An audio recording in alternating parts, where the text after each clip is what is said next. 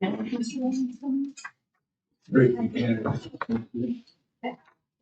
or will not? He will. Oh, he would go.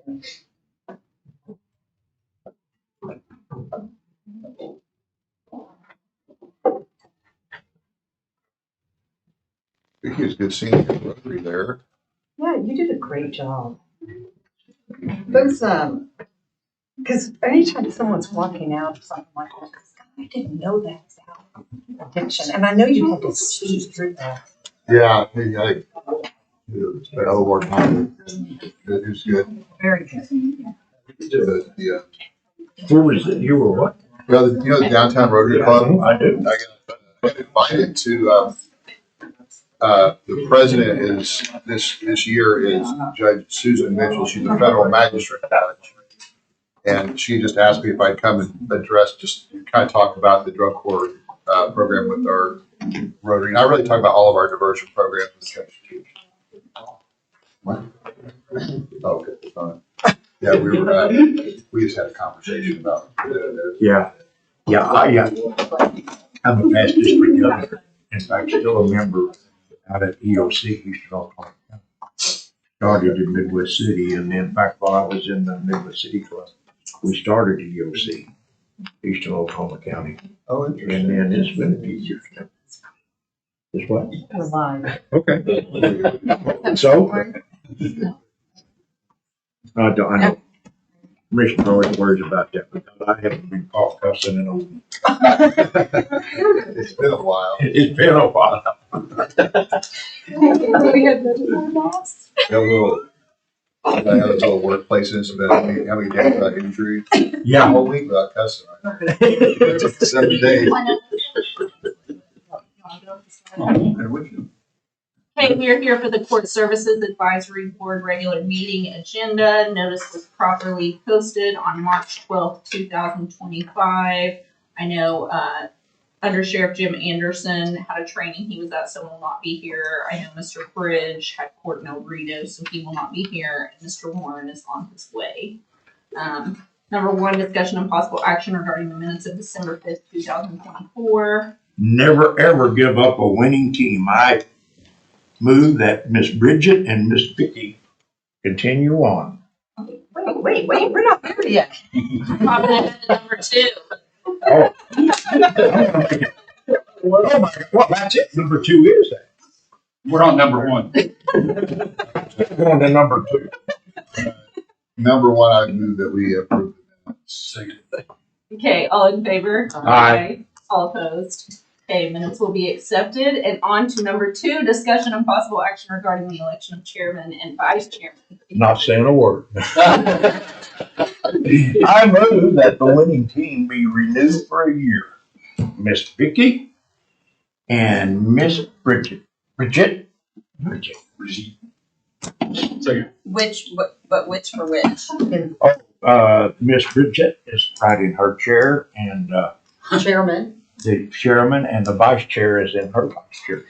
I would say if they're willing to serve, I would second. Okay, all in favor say aye. Aye. All opposed? Okay, that will pass. That's the most productive thing I've done. And then number three, discussion and possible action regarding the statistical report from team. Jamie is going to present on that. Yes, thank you. Passing out the monthly reports for both January and February, if you don't mind passing those around. Thank you. Thank you. Something that I did want to mention, because I understand there's been a bit of confusion surrounding this, is the way that we calculate failure to appear rates.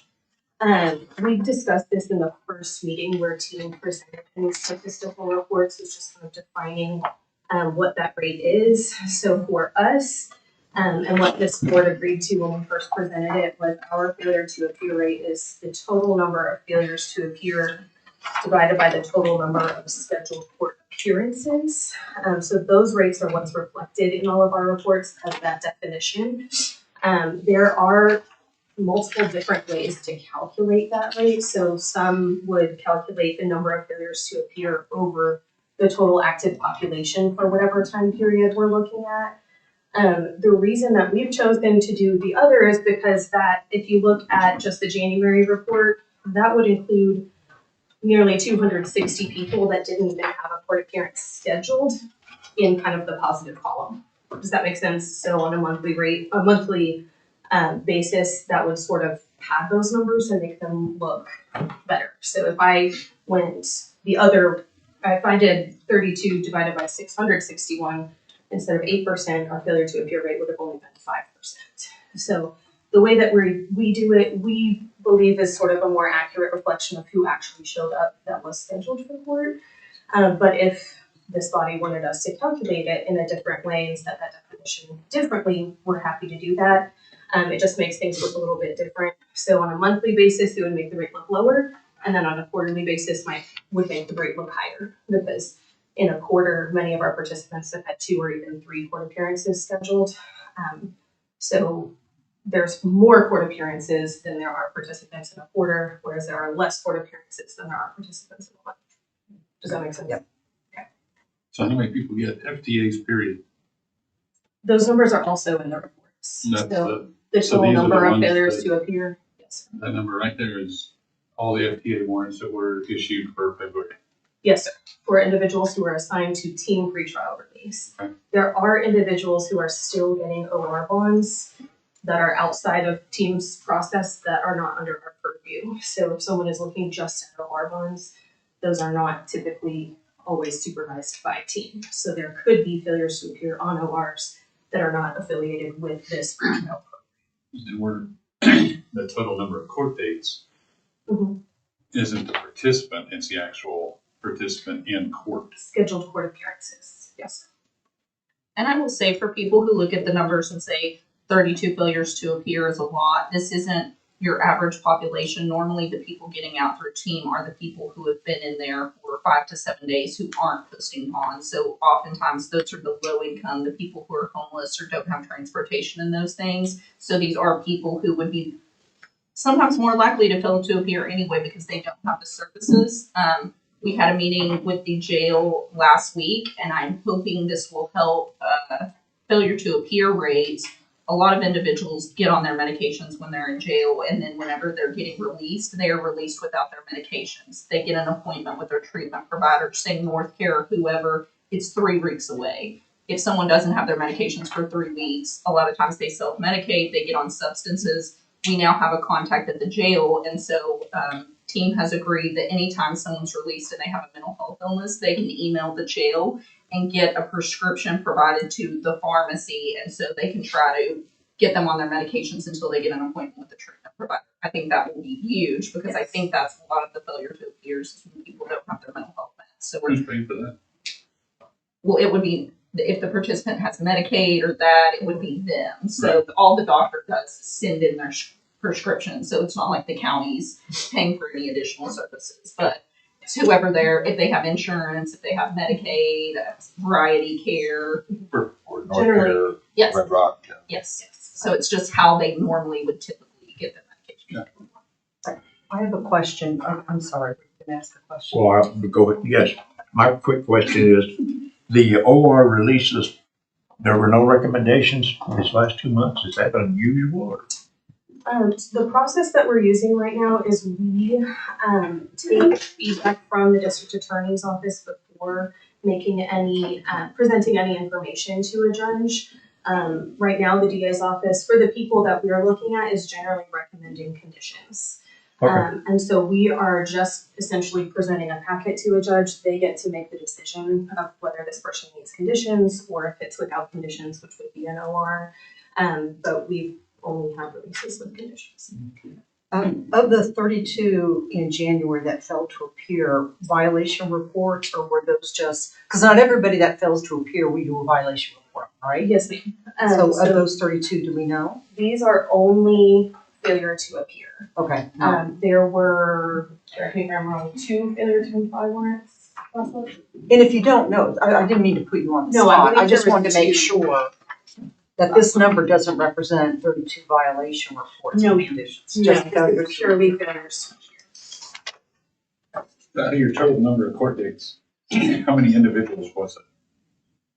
So it says 407 individuals, or 407 court dates. Yes. How many actual people was that? Total number of participants served is 661. So But only 660. 407 court appearances scheduled.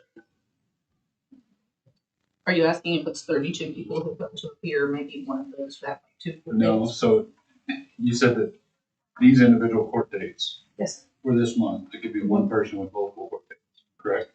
There's generally not a person on multiple court dates within Said in quarters. in a quarter. in a quarter. Sometimes people have. Okay. Occasionally, there may be one that is set a week out because they're supposed to get treatment or something like that, but that's very rare.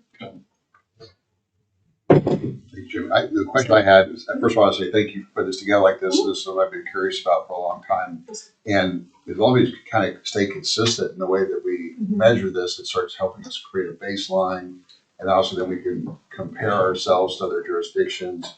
And that would be my other question is, so how are we doing? Do you know, like what is between 84 and 92? Is that about normal for pretrial service organization? So we have reached out for Tara Blair with the Advancing Pretrial Policy and Research Officer, who is assisting us with the implementation of the PSA, which we'll talk about in a little bit. That's one of the things that we've been working with her on, is to see how do our rates compare. Unfortunately, there's not a lot of good data yet on FTA rates across jurisdictions and in different states. She said that she has seen rates up to 45%. So she said she would be very happy with our rates. But that right now there's not a good database of this is what an FTA rate is across different jurisdictions. I think that's something that they're looking into and hopefully wanting to establish, especially as more jurisdictions implement safety assessments like the PSA. Anyone who implements the PSA should validate that for at least a year in their jurisdiction, and so that data includes failures to appear or court appearance rate. So that's something that hopefully, as more jurisdictions are implementing those types of assessments, then we'll have better data on what those rates look like across jurisdictions. Seems like a 92, somewhere in that's probably, at least it's 92, probably fairly comparable with surety bonds, I would think. You know, There's not great data on that either. okay. All right.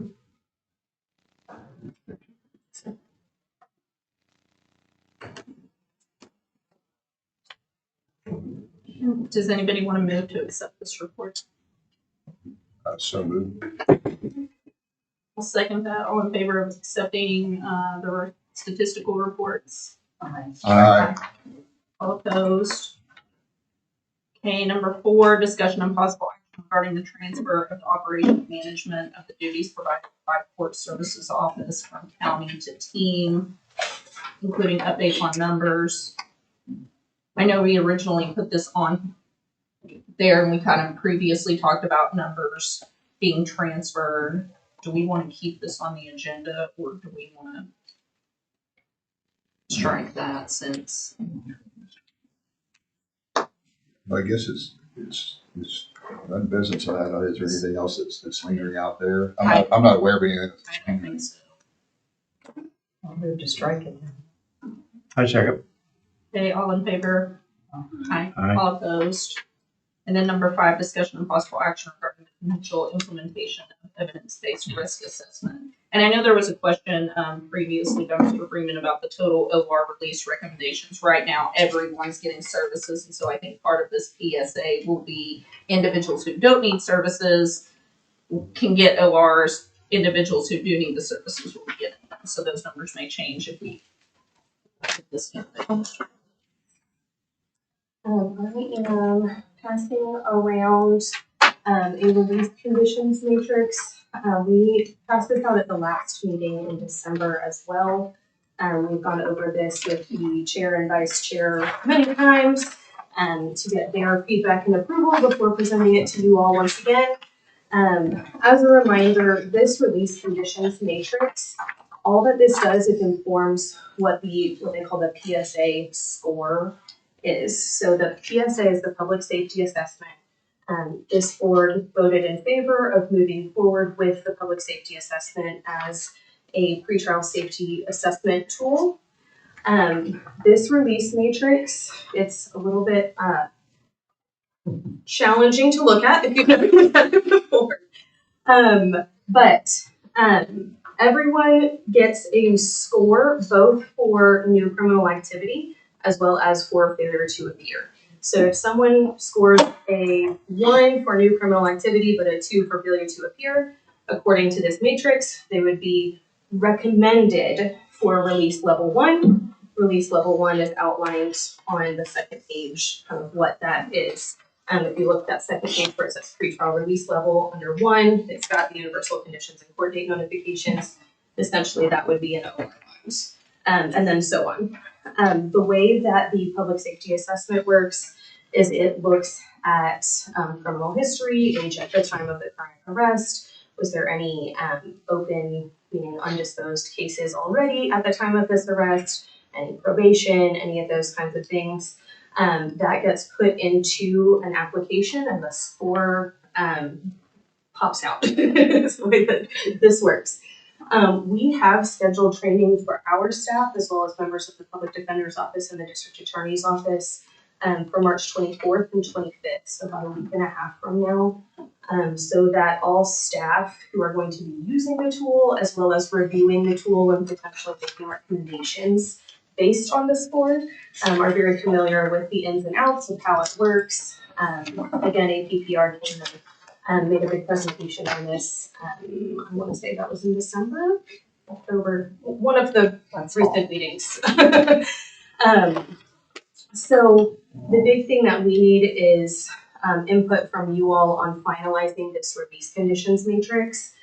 Because before we can actually implement this PSA, which we're hoping to do shortly after training, we do have to have a final release conditions matrix. Where do you come up with the, is there a questionnaire that? Yes, sir. So that's what I was saying. The public safety assessment takes into account criminal history, what is the current offense, age at the time of the current arrest, if there's any other undisclosed cases, were they on probation, is this a violent offense or not, all of those different things to come up with these scores. When APPR came in the fall, they went over kind of in detail all of the different factors that are factored into this, but I'm happy to send you some more information on it. I know that you weren't here in the fall, Yeah. so I'm happy to send you that information. We can just find it. It is, what's great about it is it's not something that you have to pay to be able to see what do they look at. So if you just go on the APPR or Arnold Ventures website, you can see all of the factors that are taken into consideration. Gotcha. It is, from the research that I've done, it is the most widely used assessment. And one of the great things about it is it's not self-report, where you can sometimes get inaccurate information. So since it doesn't depend on that self-report, it's not going to say, it's going to be more objective. Better data, yeah. Yes. Did I understand you to say that as a board, we're going to be asked to approve this? And when would that be? We would love if that was today, but that's up to you all. And it could be that, I don't know if you all want to make a recommendation and then we take it to the BOCC before finalizing, or if that just stays in here. I'm not 100% on how that works. But we do need to have it finalized before we can actually implement. And it would be great if it was finalized before training so that we can use the actual. And there's not a competing evaluation tool. We're not saying, well, we want to decide if we're going to use this new, the NCA, or there's another one. It's just, this is the one that has been recommended. It's the best. This is what you guys are prepared to use. No. And so as far as the board's concerned, we're not really making a decision between this one and another one. It's just, Right. yeah, so Yeah, so this board already made the decision between this and any others in the fall. wherever she came, if there's a. Yes. Okay. And that was because this one mainly went off the criminal history and failure to appear. Other ones seem to take into account like low income, high income, so this one kind of took all that out. Well, so then have we already approved this, or are you still? Not the matrix. Okay, You not the all matrix. have asked us to move forward with the public safety assessment tool, but each jurisdiction comes up with their own matrix. This is very comparable to, we handed out some matrices from other jurisdictions at the last meeting. This is very comparable to that. Again, the chair and vice chair have gone over this in pretty detail as well. So we just need. And so the difference between level 1 and level 4. So level 1, say someone has no criminal history, they'll be recommended essentially for an OR bond. They'll still get court date notifications, but they won't be doing UAs. As it is now, the county and team are essentially paying for everyone to get UAs, so it'll help save money because the people who don't need those services won't be having to do that. Correct. And And the the people- judge can always override a recommendation level. So if we were to say based on the PSA, we would recommend level 1, the judge can always say, nope, I want a level 4 on this one. You know, it's still up to a judge to review all the information and make the decision.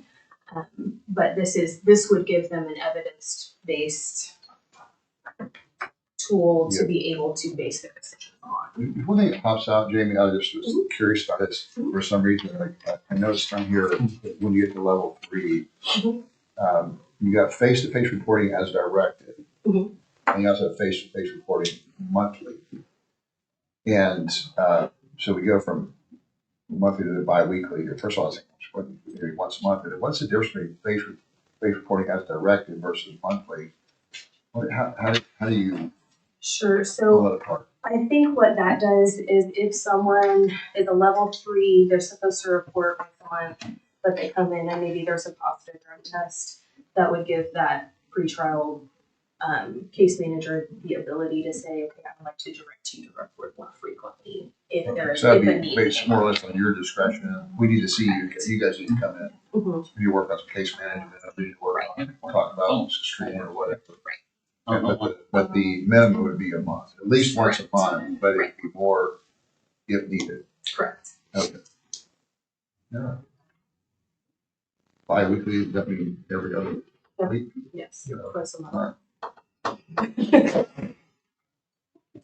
I get confused on I do too. I always have to know twice a if week, but it's semi-weekly or a bi-weekly. Semi is quite, okay. I got it. Well, so we're looking for recommendation to approve? To Or a approve the motion to matrix? Motion to approve? I'll make the motion. I'll second. All in favor? Aye. All opposed? That will be accepted. Number 6, discussion and possible action regarding the mandatory exclusionary crimes list and to consider any amendments to expand eligibility for pretrial release as recommended by the Crime and Justice Institute. I think last time we approved a new list. I think that just needs to be taken to the BOCC. So this is the list that I have attached from the January meeting. I think that is the old list, just because Correct. BOCC hasn't approved it. So I think we'll just be asking them to approve that at the next one. The one we talked about in January, Yes. We did, Or it it was was- in January. It was in December. December, November. Looks like.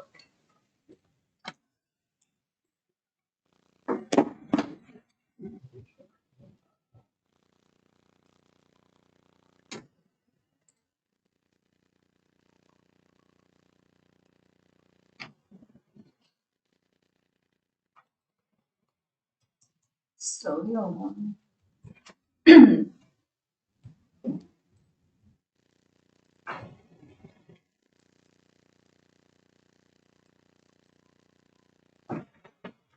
This was the exclusions list. But I don't think that the new, unless this is it. No, the new list never was added. Any agenda. I think it was the list that, So it was the exclusionary list? yes, I think that no NCIC is what we made Correct. the exclusionary. So you're not doing a new mandatory, you're doing an exclusionary. I believe.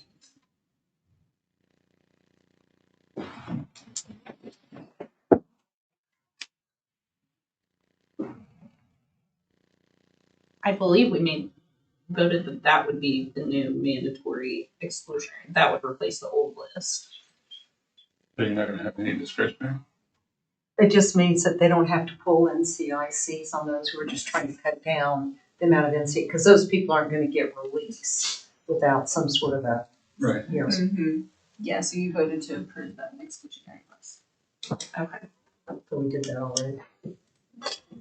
You voted to approve it, but it hasn't gone across BOCC. Okay, Correct.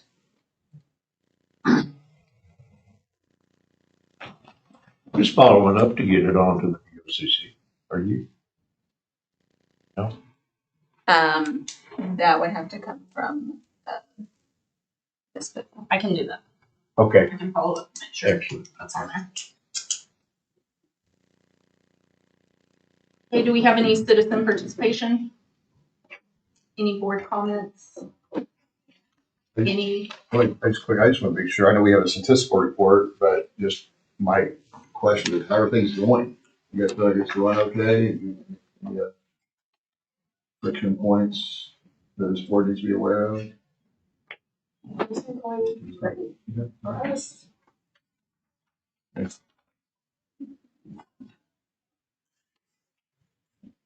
okay, no new business?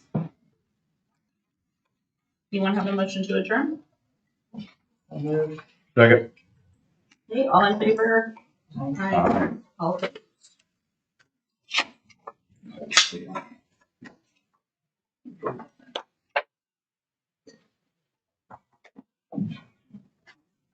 no, it's down. That's good.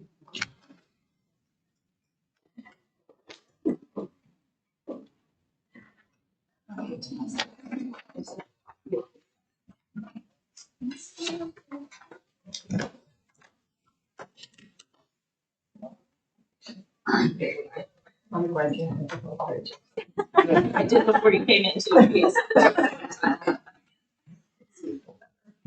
Okay, for the Treatment Courts Advisory Board regular meeting agenda, today's Thursday, March 13th. Notice that this meeting was properly posted on March 12th, 2025. We will have discussion and possible action regarding the minutes of December 5th, 2024. Move approval. Second. All in favor? Aye. All opposed? Okay, discussion and possible action regarding the election of chairman and vice chairman for calendar year 2025. Can I do it now? You can. I move some too. Do we have a second? Second. All in favor? Aye. All opposed? Okay. That will carry. And then we have discussion and possible action regarding an update for the treatment courts regarding operations. So this was the actual same report that we had last time. We're in the process of updating based on some new information that we had obtained after Nikki had left. So the actual spending on this report is not accurate. So for the next meeting, we will have, the big issue was that we were under the impression that we were using the previous money, which was actually fiscal year 24, and we're actually spending fiscal year 25 money. So the budgets are actually different for that. So this report is actually not updated yet. Once I get it updated, we'll have it for the next actual meeting.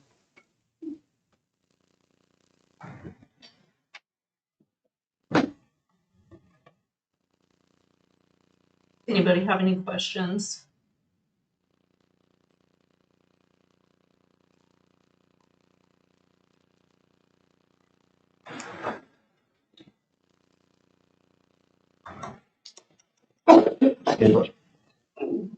It's fiscal year, not physical. Yeah, sorry. That's That's one of those things. Okay, and so there's no action on that at this time. On number 4, discussion and possible action regarding the cash voucher process for drug and DUI court and transport.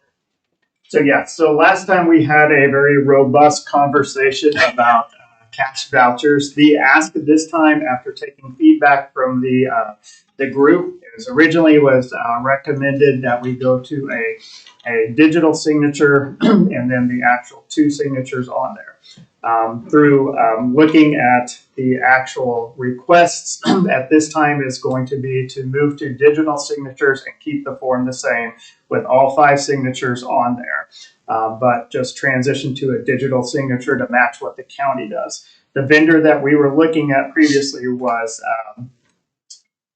remind me who, I forgot what the name of them was, e-signature or e-dockets and DocuSign, yes, and which had a hefty price because it was a cloud-based and it had a lot of security features to it. Judge Stoner had mentioned that, hey, could we look at Adobe to get the same exact thing? The county uses Adobe. The cost to get the actual licenses that we need for Adobe to move to digital signatures for the cash voucher forms is going to run $400 a year. That would just be for the signature piece. We wouldn't have any storage or anything like that on cloud-based to store these. It would just be to actually get them and get the signatures and print out the certification page with the actual document. That aligns with what the county does as far as using digital signatures. So that's the ask at this time for consideration to use Adobe digital signatures for our cash vouchers so that we don't have to go around and get individual signatures on those. That's a fraction of the cost of what you proposed before. Yes. Yes. It was like 4,000. Yeah, it was like 4,500. That's in a more affordable solution. Exactly. And it Well, has, you say all that again for Mr. Warren. Because I know him and I were the two last time that we did not Yeah. like the 2 signatures. We liked Yes. keeping all the amounts of signatures. So yes. you say So rest of the it. last conversation that we had about cash voucher was reducing it to 2 signatures and going digital. So the ask this time is that we want to keep the 5 signatures. So the cash voucher form stays the same. So there's no change in that. We are requesting to move to a digital signature platform. Previously, we used e-signature is one of the ones that we had talked about. It had a price tag of about $4,500. It came with digital cloud storage and basically a tracking of the signatures. Judge Stoner had mentioned that, hey, could we look at Adobe signature? So the licenses to get for Adobe is going to be $400 a year for the 3 users that we need. And then that would not have cloud-based storage. So the ask that I'm asking for consideration is to keep the cash voucher form the same with the 5 signatures, but move it to digital signatures, which would have a cost of $400 a year to actually for the licenses. And who, again, refresh my memory, who were the 5 signatures? 5 signatures are going to be a district attorney, a treatment court participant, or not participant, treatment court employee, like a coordinator or the operations coordinator, the DA, public defender, and then Bridget. So the DA, public defender, Drug court drug employee. court Public defender and Bridget. Yes. is the same. So she's the chief. So Yes, she's so They have the, to have 2 signatures. She has to have 2 signatures. Is that what you're saying? no, it would be, so like Madison from the PD's Okay. office would sign, Public defender's office would Right. sign. and then a DA's representative. office would sign. Right, Your office would sign. Right. That's 3. Right. Who's the and other 2? then the vendor signs, Vendor or sign. a requisition officer, and then Bridget. Well, Bridget is public, you've already said public defender. So that's, It says That's- There has to be a fifth. it's, Sure. yeah, She said that as chairman of the board. yes. One of her staff will sign. Right. And then she'll sign. Chairman. Okay. And this is for anytime, it's for UAs, like all the UA vendors. It's for any expenses that we have, yeah. So it'd be UA vendors, team, diversion hub, the sweat patches that we use, any invoice that we're currently paying through wet signatures, which is moved to digital signatures. Now, on the invoices, will they be complete invoices which outline exactly what we're receiving and what we're paying for? Yes. Yeah, nothing, the only thing that's gonna change, everything will stay the same other than just me going and saying, hey, Vicki, I need this signature, they'll get it in email. with all the support attached, and then they'll be able to view it and sign it, and then it'll compile it back into one for us to just print and have it. So the vendors, all the people transporting the individuals, they're still signing off that Yep. they did that work. Yeah, or in the case that, like right now, we have Donna also, where some of them are out of state, so they're not local. So rather than faxing and doing everything, she's the requisition officer for the cash voucher account, so she can sign on those as well. That was good. Okay, so let me just make sure, we have 3 people from the PD's office signing approval. Well, I'm two, there's Well, the requisition officer, who might be Donna. Right. Good. Who else? An assistant PD? Yeah. And then Bridget. Correct.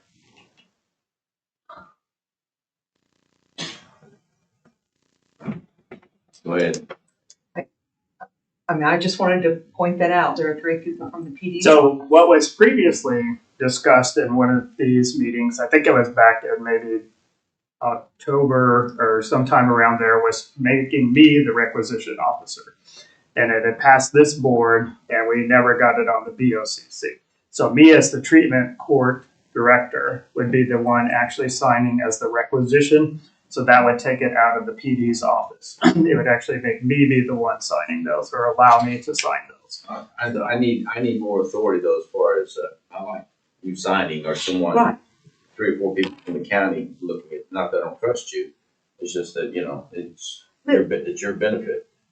But Okay. it makes sense for him to, because he's keeping Yeah, the I don't mind you financials. being one of the 5 signers. Right. That's not. Should be one of the 5. Right. Should be, I And it think would you take- should be. Right. Right. Yeah, And it would so- take Donna off Right. as requisition officer. So rather than Donna from the PD's office, Yep. Tony would be, and as I said, he's keeping all the financials anyway. That'd be- So it just removed Donna from Right, it and right. placed me as the requisition officer.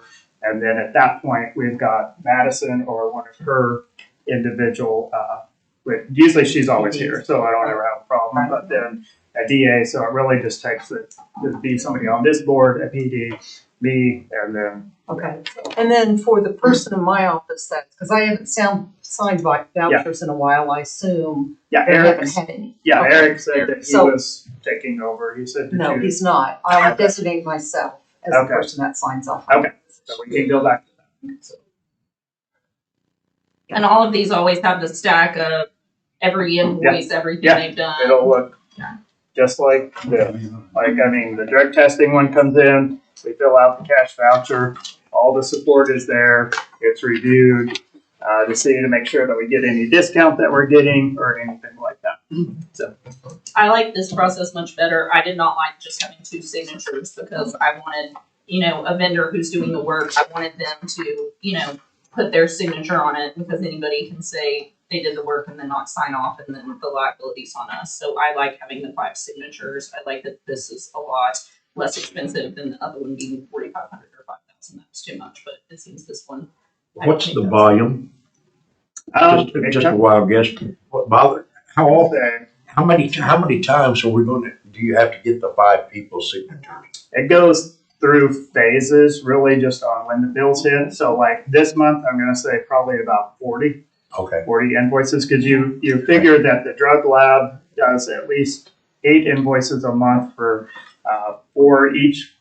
one for each drug court, or one for drug court 4 times a month, Dreams Court 4 times a month. Then you've got the other lab billing us for once a month.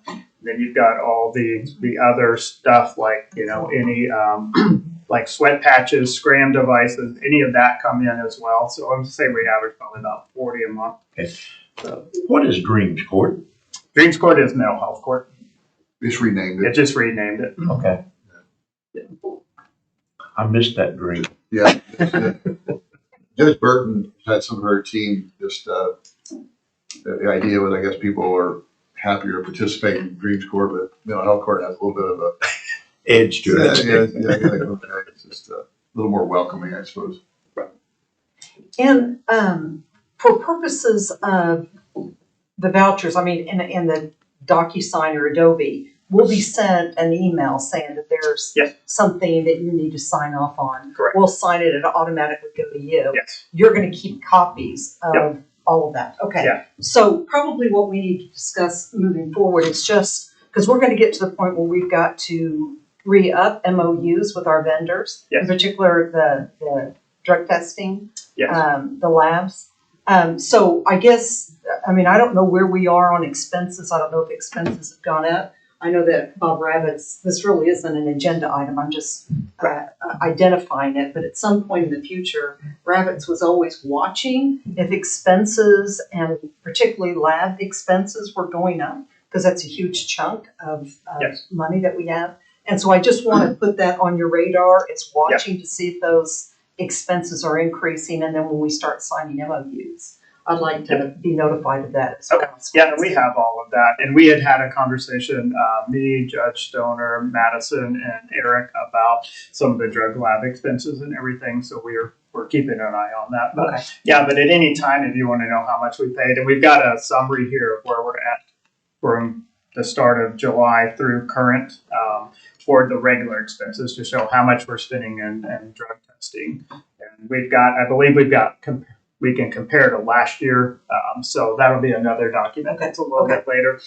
Because I want to make sure that whenever we're here in these meetings that you guys see the expenses. The 781 is, like I said, we just had that little glitch that we're working through, and we've been working with Joe closely. And so that one will have updated completely by the next one. So.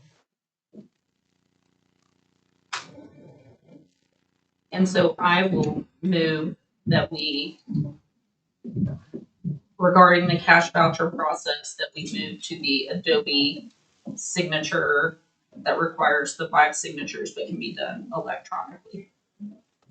Did you, in that motion, sure the name who's the signature since we're changing it?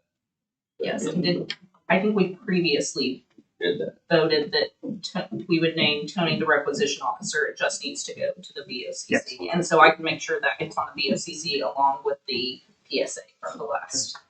Okay. We can get those on there. Okay.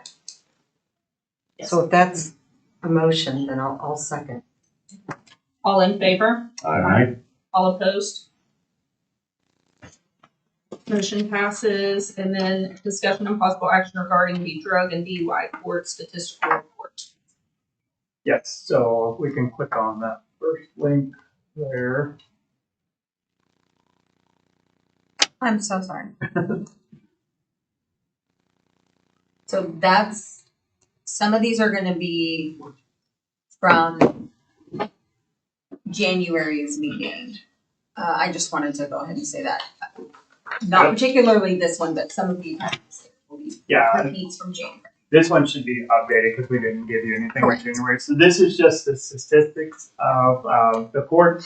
Right now we're sitting at male 79.3, female 20.7. We've got our demographics, and then we've got our in and out numbers below. If you guys would like, if the board would like, we can actually also add on to this as statistical report how many people we had apply for the month, for each month, and divide that out by men and females as well, if that's something that you would find useful to see and how many people were having applied to the program. I think I would like to see that. Where's do we have the data around active participants, graduates? We have the in and out. We can break the in and out to graduated. Yeah, I don't Well, know I mean, what in and out. total number of participants. I think this board would appreciate. We've got hundreds and hundreds and hundreds of people on the program, and just seeing those, and normally we don't know the overall head count in the program, is that right? I Yes, mean, I think it'd be Okay. helpful I as a mean- board to have a head count of yes, what our total numbers are. for each court, Yeah. right? Okay, so we want overall number. Then the in is who actually pled into the program, Right. and then the out could be either through graduation, revocation, or actually being deceased. So those are, but I can break those out for you. Okay. Yeah, I'd like to know the applications too, how many applications applied, because what we're not seeing is the growth and expansion in these treatment courts with these numbers. So the overall participants, how many people have applied, And then, and if we can break out the out, whether they're out because they graduated, whether they're out because we terminated them from the program, blah, blah, blah. Or they die. Or they're not. Yep, we can do that. So we'll mirror that on all of the, for DUI as well and for Dreams Court. So any questions on that? And then the next one would be the DUI one, which this one has a little bit higher of a female population than the actual drug court did. So, and then the in and out numbers, obviously this is a much smaller program. We're focusing on expanding this one as far as where we're at with participants. So those are those numbers, and we'll mirror the same exact thing we just talked about on this going forward.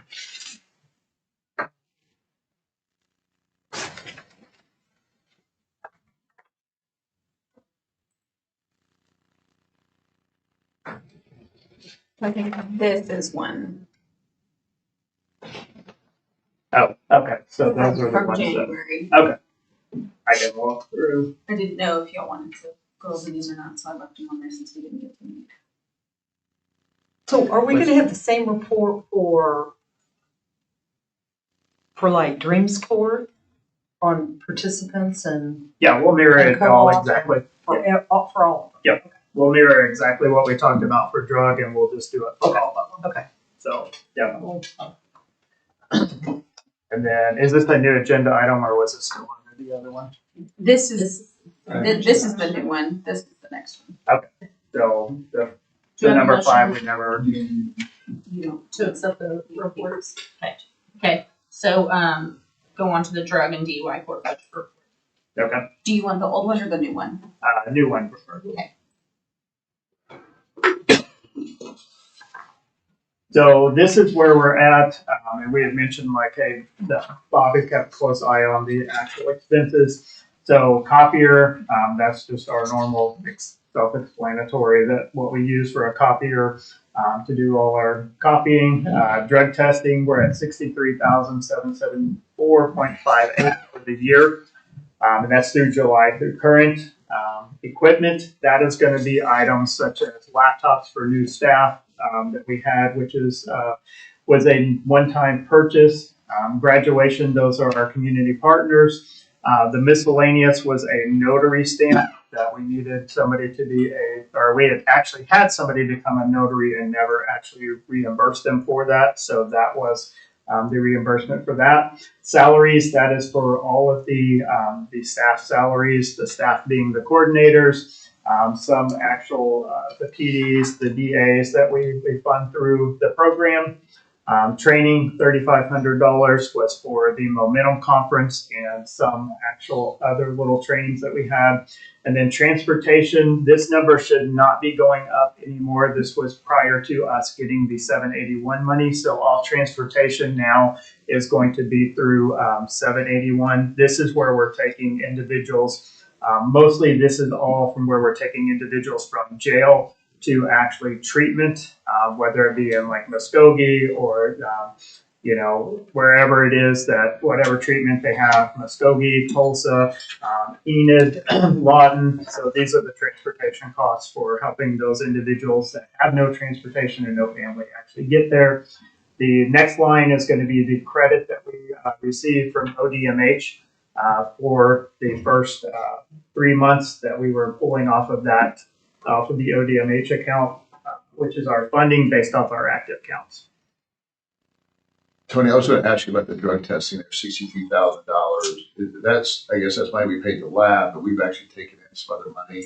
Yes, As so well. we've taken in money, so we'll break that out. So the drug testing is, I'm sure everybody in here is thinking that drug testing is just the lab. So that's going to be also our SCRAM devices are under that, which are our alcohol monitors, which we actually get money back into our account for those. And then there's also sweat patches that we use. So that could be that as well. There's also a credit that we get back from a BJA grant. So far, we've billed about $16,000. So although we've paid this, we've also got an offset of about $16,000 from that, from the BJA grant. But we should also have some participants repaying their IOUs Yeah. because we But that's not reflected in here. That would No, be this is credit. just a expense. So like, if you want next time, We should credit on there. I mean, Yeah. I guess we should have another credit. I mean, Yeah. I just want everybody, we're generally not spending 63,000, but we have a line of credit for people if they can't afford, caught between paychecks, got a UA coming up, they get an IOU. We'll pay for the IOU. It's reflected in $63,000. And then within the next month or 2 months, they'll come back in and repay that money to the court clerk's office, or your office, and it comes back to us. And so it's trying to be a credit on there somewhere. But then we do also have, we'll say, indigent drug testing where people qualify and we just end up we just pay for their tests. Right. I think the majority of the tests that people pay for, so scram devices, even the testing, we actually collect money back on that. It's just not completely reflected on that chart there. How many months is this of service? this is from July 1st to the end of last month. Last month. So, and since we had never really presented this was our starting point. So we Okay. can add all of those columns in there to get the full picture. We just wanted to start building something to see what all you guys would like to see in here. Is there a way to see last year's expenditures to even know what we're comparing it to? We You can tell me started pulling 63,000. that, and so we should have an ability to do that. Some of the lines, obviously transportation will look way off because we were buying bus passes out of the BMH stuff, but we can have a comparison for you for On next. bus passes, you get a lot of them donated too, as well as buying. Yeah. Don't get any donation. Well, we do buy them at a discount. We wait till they go on sale. Like a couple times a year, they'll have to sell half off bus passes, and that's when we'll go in and buy $15,000-$20,000 worth at a time. So in a way, it's not really a donation necessarily, but it's a half off that's offered by the city. Yeah, we've tried everywhere to get donations, and and even like Embark, the most they'll donate is like 20, and then you can get on a waiting list to actually, the next time if somebody doesn't pick up their 20, then you can go get them. But there's just not a lot of organizations that will actually donate them that we found. And then also, since we're not a nonprofit, the individuals that are going to be donating are going to go towards a nonprofit, typically is what we're finding. But we only buy in July and December at the half off sale. So to be conscious of the money and to make sure it actually goes the furthest that we can. So They don't have an expiration date, do they? they do not. So Do they have a limit of how many you buy? they've never told me no yet. So yeah. So and we have variation now. We have 7-day bus passes, single day passes, and 30-day bus passes. And so really individuals kind of graduate up. You get a 7-day bus pass. And then the process is that if you get that 7-day bus pass, you have to bring 7-day bus pass back to us to get another 7-day bus pass. And if you don't bring the 7-day back, then you go back to single days where it's not as convenient for you. So as you go, you can track those, how many passes you need based on 1 day, 5 day, 7 day, whatever. And then track it, and then you can also figure your yearly percentage of increase. So hopefully we're increasing constantly in that way. Yep. Each year, one time you go, if you have cash to buy what you think you'll need for the year. Correct. Yeah. And so we just started really tracking all of that with the addition of Cohen and having somebody do that data and everything. So we keep track of how many we've got, and then also we track who's getting them, like which court's getting them. Although it's out of the same bucket of money, Dreams Court tends to use a lot more bus passes, a lot more single day bus passes than Drug Court. So Thanks, Tom. And I always tell Tony if the building catches fire, he's going in to get all the bus passes. Yeah, Since we I buy will carry all the buses. Exactly. All right. So then we have the Dreams Court statistical report. yeah. So Dreams Court, the expenses that they have are actually the statistic. Did we already do? Oh no, we didn't. All right. So mail makes up the majority of this one as well. It mirrors more along the lines of I think the Drug Court. And then really as far as the in, you can see that number. The out is a little bit slower in this court as far as us getting out. One of the projects that we're working on with the coordinators is really looking at where we have everybody in phases. Cohen, who does all the data for us, has started building out a sheet for us as the court to see where we have individuals stuck in what phases and deciding how we get them moved through the program. so that we can increase our graduation rate on this program. What kind of people are sentenced to Dreams Court? They are going to be individuals who typically have a dual diagnosis. You don't have to have the dual diagnosis, but you're going to have the individuals that have some type of mental health type of diagnosis, and then have been involved in the criminal justice system. So, but they don't necessarily have to have the substance use disorder, but the majority of them do. They have to be, there's an instrument that we use, it's an evidence-based screening tool, has to be moderate to severe mental health issue, and access one. There's a certain types of mental health issues that they take, and others don't necessarily qualify, but then a lot of them will be moderate severe on mental health and moderate severe on substance use. Yeah, they usually What the prison. crimes are?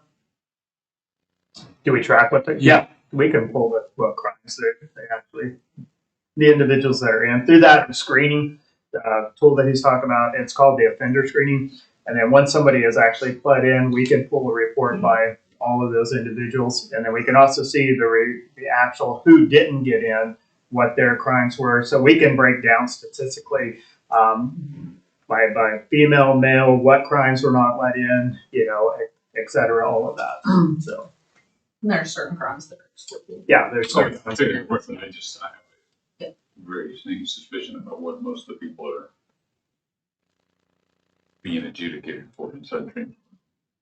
Majority is property crimes, but it runs the whole spectrum. Most stolen cars, Trespassing, Oklahoma City. trespassing, that's co-op. Oh, That's co-op. Okay. Yeah, so if they're in on a misdemeanor trespassing, those are generally not people that are prison bound. Those are usually misdemeanors. Those go through the co-op program, court ordered outpatient. Okay. So you usually have a series of felony offenses, usually not first or second felony offenses. It's usually failed probation multiple times, either been to prison once or twice, back again. Just moderate severe on the mental health side. And the lower level offenses like the property, like the lower level be misdemeanors, those would go through the co-op.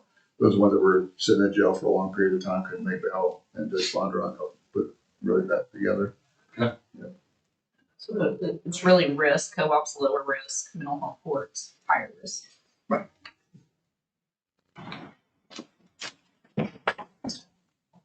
Then the Dreams Court budget report.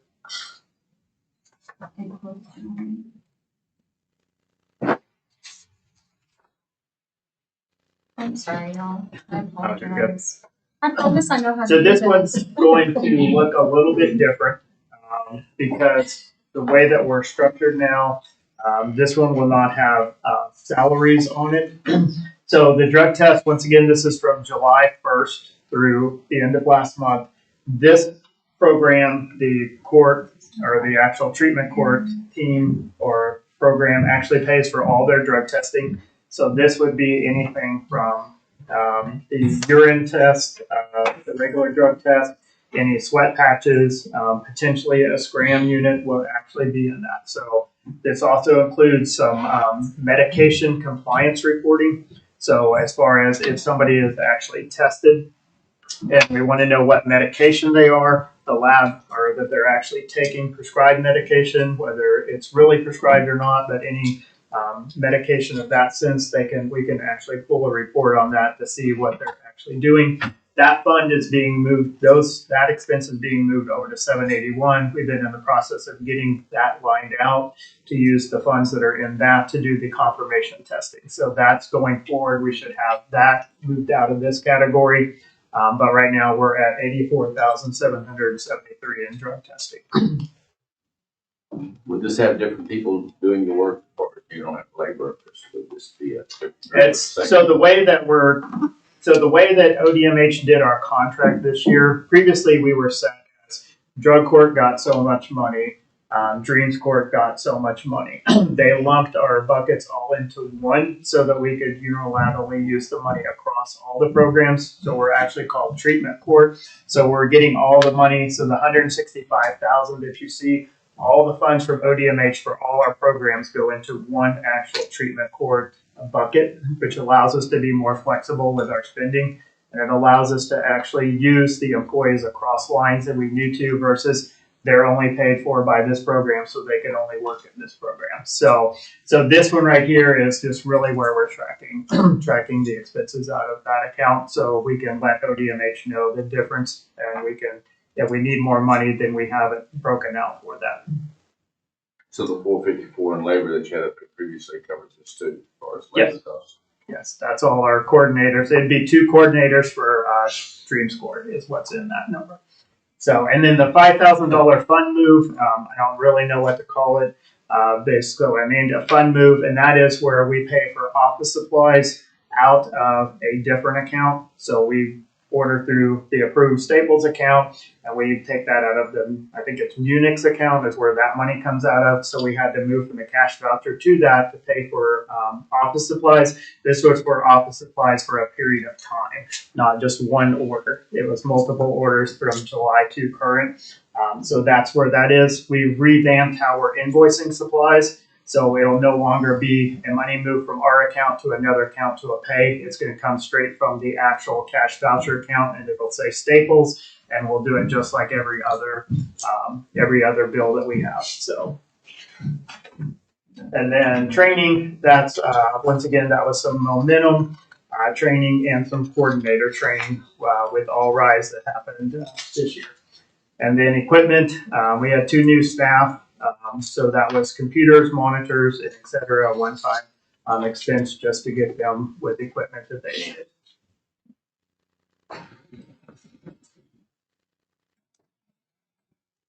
Any questions about that?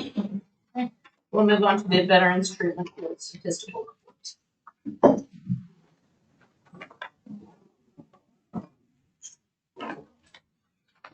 Good afternoon, everyone. Since our last report, we've added 4 veterans to our program. There are 49 total participants played in the VTC right now. Of those 49, 42 are active in the program. The others are as follows. We have 3 on 6-month DOC sanction, 1 in federal custody out of state, 3 participants AWOL. We have graduated 4 veterans since our last report, and we have no unsuccessful or convictions in that state. As I mentioned earlier, we have 49 registered with CRG labs and 42 are currently testing. Questions? How's it going? I think it's going pretty well. Dishman's finding his footing. He's really starting to connect with veterans kind of on that commander level to where they just kind of come in, stand tall in front of the band, and they understand what they're supposed to do when they leave the bench. So it's connecting with them really well. Excellent. Yes. Will you be able to get the same information as we talked about on the other programs that people apply? I can absolutely get that. I see you see on here their shortfalls or say vulnerabilities here. Right now, how much funding do we have to keep the program alive? So we're still living off of the BJA grant that we were awarded. So total of the grant was $949,000 spread across 48 months. We are in the 2nd year of that grant right now. As far as like how rich it is or how much funding we have for it, we just pay the bills that come out of that grant. We just draw down the funds. So we got at least 2 more years. Okay. I don't know. I've heard, I guess some of these grants aren't necessarily available under the new administration. I'm I think kind of concerned about that. I share your concern. Yeah. We're certainly trying to learn as much as we can as far as what limitations or criteria we may have to meet in the future, but I think it's a moving target right now that we're all just trying to hit. So. Okay. We probably got about maybe a year to kind of figure it out and see if there's something else will pop up with grants or other funding sources. I believe so. I think that's going to be one of the questions I'm really going to be fielding whenever we go to All Rise this year. Okay. Just kind of talking to some of the staff and cadre there about what are you hearing, because there's a lot of overlap in their staff and the people that actually review the grant applications for BJA. Okay. So I want to definitely pick their brain about that and just kind of see where they're at, see what they're hearing, and we'll adjust accordingly. Okay. You say year 2, just I'm curious. So we have enough through 2025, 2026, and through 2027. Is that right? That's correct. Okay. All right. What's the annual cost? Annual cost, I mean, I don't have the figure right offhand, but what we're doing is we just budgeted it out in our grant from year to year, and there's no expansion of cost that goes to year, so I would imagine we just divide that 949 by 4. Do you get that? You didn't get that in lump sum. I mean, you get it annually, right? Yeah, so he's able to draw down funds as we're invoiced, Okay. and so it's just kind of an in and I out see. process. So whatever is needed, as long as it's listed in our grant, we can draw funds from it. They just send off a request and draw down. And if you run out of money at the end of year 3, what do you do? Well, again, it was budgeted originally, so we're not operating outside of our purview. And I mean, there's no additional spending that we're going to incur. They get audited once a year, right? I mean, Cindy's been doing that Right. where she, Through BJA. yes, through BJA. She has to be available for a full audit that the federal government does. So they make sure they stay within the parameters and they spend the money the way it was outlined in the BJA grant. It's not that I don't trust you, but I personally know some veterans, and I'm just concerned about it. Yeah. I appreciate the concern. Are we seeing numbers go up or down? I know both these reports, one says as of January 8th and one says I of would March say that- 10th. It says 4 veterans since the Right. last report. Yeah, so I would say that it is definitely going down, but it's not going down because something's going wrong. They're just graduating faster than we. So the total number is. And does that mean only 3 have let in? When was the last report? Do we know? So This is the old one. right. So does that mean in a couple of months only 3 let in? That's And correct. I don't know when so the previous report that was just referenced was, what was it, October or December? So from December to 1/8, that's how many. And then the next report was from January 8th to March 10th, 4. Yes. Is that, Yes. is that So I common would- around 60 days, 4 people? Is that? Probably. I mean, there's always going to be fluctuation, but we've never really had explosive numbers that have just kind of jumped off the page. But I mean, we're only servicing 8% of our population here in Oklahoma County that's eligible veterans. So it is 4 times the national average. I mean, it's only 2% of the population. So we do have a higher concentration of veterans here in Oklahoma County, but we're never going to see like drug court numbers or numbers. So. Does anybody have any questions? Good job. All right. Thank you all. We will go on. And was there a budget report? Okay. Is there any citizen participation? Any board comments? I have a couple comments. One, I think I've sent out to everybody here, dropped it either in the mail or through the inter-county mail, just on an invitation. We are having our twice a year, once in the spring, once in the fall, we have a celebration of graduates. When people graduate our programs, both the Dreams Court, DUI, mental health, Dreams veterans, they graduate in the courtroom. But we wanted to have an opportunity for the public and other people, if they want to come out and see what these programs are about, how they work.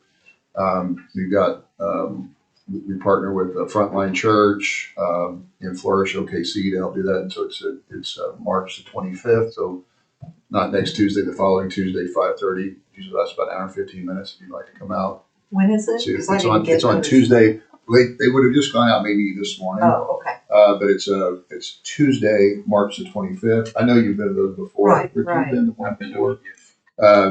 It's at Frontline Church right there at 10th and Robinson. And we started at 5:45. It lasts about an hour and 15 minutes. And the format is usually we pick out, usually about 3 of our recent graduates. They come up and share their story. We recognize an outstanding community partner. I think this team is our outstanding community partner for our treatment course. We recognize them. And then if you want to hang around and have some refreshments, do that. So inviting everybody to that. Also, we had a visitor yesterday. There's a woman by the name of Dr. Emily Salisbury. She's on the National Criminal Justice Council of Criminal Justice on women's justice issues. She's a board member there. She's a researcher out of the University of Utah that she's developed screening tools and instruments, and she PhD in criminal justice. She teaches and advises. Anyway, she just came and watched her drug court yesterday because she's in town to train some remerge. She watched one of our court sessions, and she gives a lot of very positive feedback. So it's a little bit of a brag, I guess. She said our team worked really well together. It was very refreshing to see a very well functioning treatment court. And so we always try to get feedback from people that see a lot of, because we see what we do, but we don't always see how other people do what they do. And she was giving us a lot of praise and complimenting all of our team members on how well everyone's working together. So that was always good to get that kind of feedback. And lastly, one thing that I don't think we've really talked much about on this board, but I think everyone here ought to be aware. There's been a migration of the types of people that we bring into treatment courts. And even when I started as a judge 7 years ago, for a long time, kind of the traditional drug court participant was somebody that simple possession charges. That's really how drug courts were invented over 30 years ago. Somebody's in drug charges. Now all of our drug charges are misdemeanors, and so we don't have simple possession charges. Now all we have is people. So we've migrated the types of the population in treatment court. And so when drug courts really first started, it was just prison diversion. People have never been to prison before, trying to get them treatment stable, and to keep them out of prison. Really, it's migrated. Now what we're doing is taking people that are very highly criminogenic. These are people that have usually been to prison once or twice, 3 times, 4 times, failed probation multiple times, and bringing them in. And so it's a much, the term of art we use, higher risk population. But the studies and the research all bears out that the higher risk population that you bring in really is very highly correlated with lower crime rates. So if this higher risk population you bring into treatment courts, if you can get them stable, healthy, working, licensed, job, it really, there's a study, there's a meta study, actually, a study that shows if you have a high functioning drug court in your community, you can count on at least a 10% reduction in crime. So that's what I was going to ask. So with the new type of people or the new population of participants in treatment courts, has it affected the recidivism rate? I mean, have we looked at that?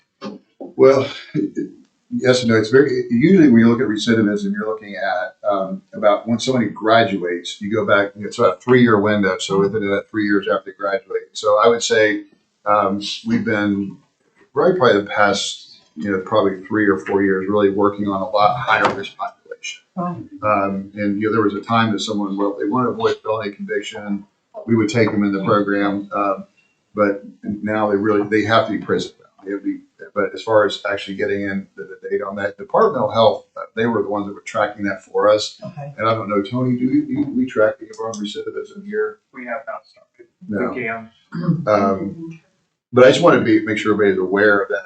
It really is a different, when I go to judicial conferences, most of my other judges are kind of hanging their heads like, well, we don't have any way to bring it in drug court because all of our simple possessions are gone, and all we have is criminals. Well, that's your drug court population, actually, if you're following the best practice standards. And so, just for those of you not over there on a daily basis, you may not be aware.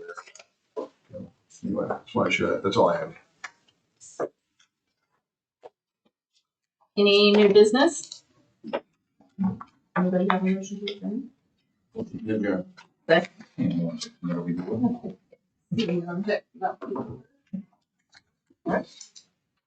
I apologize for being late. Did you get lost? I had 4 phone calls.